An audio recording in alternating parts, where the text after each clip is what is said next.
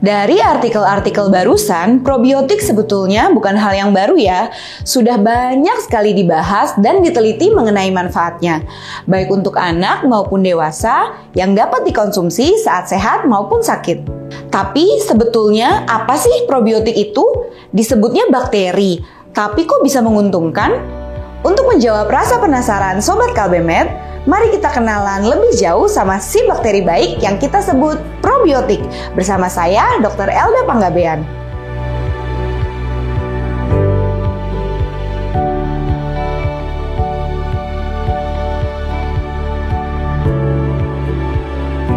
Sebelum membahas probiotik lebih lanjut, kita perlu mengenal dulu yang disebut dengan mikrobiota. Apa itu mikrobiota? Mikrobiota adalah komunitas dari triliunan mikroorganisme yang hidup di dalam dan di luar tubuh kita, termasuk bakteri, virus, dan jamur. Mikrobiota terdiri dari mikroorganisme baik yang bersifat menguntungkan, serta mikroorganisme patogen yang bersifat merugikan. Keanekaragaman mikroorganisme ini memiliki peran penting dalam menjaga kesehatan tubuh manusia jika dalam komposisi atau kadar yang seimbang. Mikrobiota juga diperlukan oleh tubuh untuk membantu pencernaan makanan, produksi vitamin, serta meningkatkan kekebalan tubuh sehingga mencegah timbulnya berbagai penyakit. Mikrobiota juga sudah terbentuk sejak masa kehamilan, dan seiring bertambahnya usia, maka akan terjadi perubahan pada komposisi mikrobiota yang dipengaruhi oleh jenis makanan, pola tidur, konsumsi obat-obatan seperti penggunaan antibiotik, asap rokok, dan juga stres. Lalu, apa sih hubungannya mikrobiota dengan probiotik? Jadi Sobat Kalbemed, perubahan komposisi mikrobiota dalam tubuh kita dapat menyebabkan ketidakseimbangan antara bakteri baik dan bakteri yang bersifat patogen atau bakteri jahat. Ketika bakteri jahat lebih banyak dibandingkan dengan bakteri baik, maka keadaan ini kita sebut dengan disbiosis. Disbiosis dapat menimbulkan keluhan seperti diare, sembelit, mual, kembung, juga nyeri perut. Disinilah peran dari probiotik untuk kembali menyeimbangkan komposisi mikrobiota, sehingga bakteri baik akan lebih banyak jumlahnya dibandingkan bakteri jahat dan tubuh kita akan kembali sehat.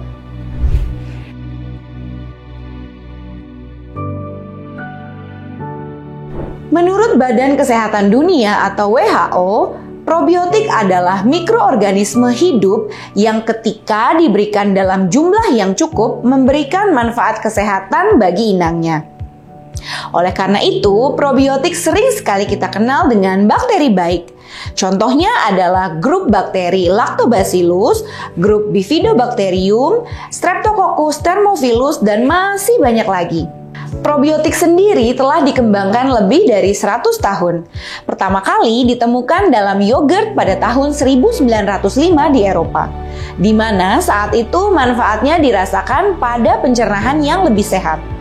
Ditandai dengan jarang timbul penyakit, sehingga usia penduduk di area tersebut menjadi lebih panjang.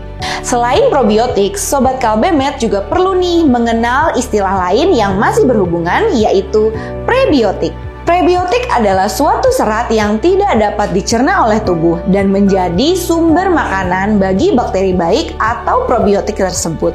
Contohnya fos, gos, dan inulin. Jika probiotik diberikan makanan berupa prebiotik, maka kombinasi ini kita sebut dengan simbiotik. Dengan simbiotik diharapkan perkembangan bakteri baik akan semakin meningkat dan menguntungkan bagi tubuh kita. Nah, tidak perlu repot-repot untuk mencari sumber probiotik dan prebiotik, karena kita bisa mendapatkan dari makanan yang ada di sekitar kita. Kira-kira dari mana saja ya?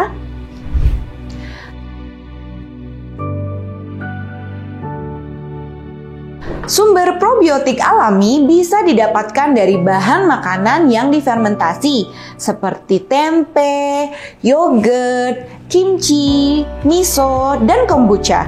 Untuk sumber prebiotik alami dari makanan bisa didapatkan dari berbagai jenis sayuran seperti kol, lobak, wortel, timun, juga berbagai jenis bawang seperti bawang merah, bawang putih, daun bawang, serta bawang bombay.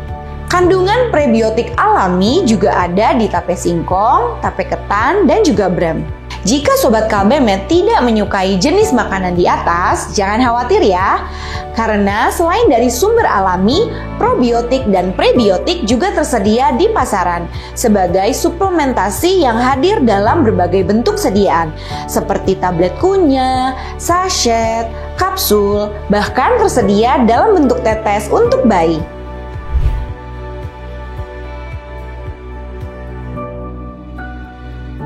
Probiotik dan prebiotik atau gabungannya disebut simbiotik bekerja pada saluran cerna manusia khususnya di usus.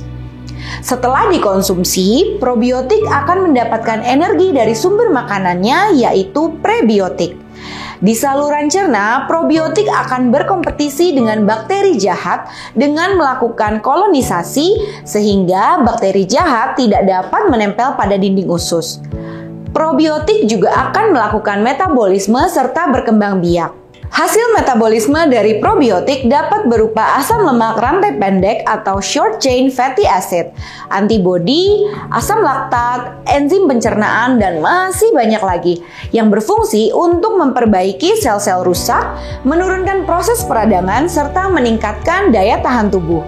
Selain itu, faktanya hasil metabolisme ini juga dapat diedarkan ke seluruh tubuh melalui aliran darah, sehingga probiotik dan prebiotik tidak hanya bermanfaat untuk saluran cerna. Hasil metabolisme yang menguntungkan ini akan membantu tubuh kita untuk melawan mikroorganisme patogen atau yang merugikan tubuh. Saat ini telah banyak sekali dilakukan penelitian untuk mengetahui hubungan mikrobiota saluran cerna dengan otak, kesehatan mental, jantung, serta organ-organ lainnya. Sehingga manfaat probiotik tidak hanya di saluran cerna. Makanya, sekarang ini sering sekali disebut bahwa saluran cerna atau usus adalah otak kedua kita.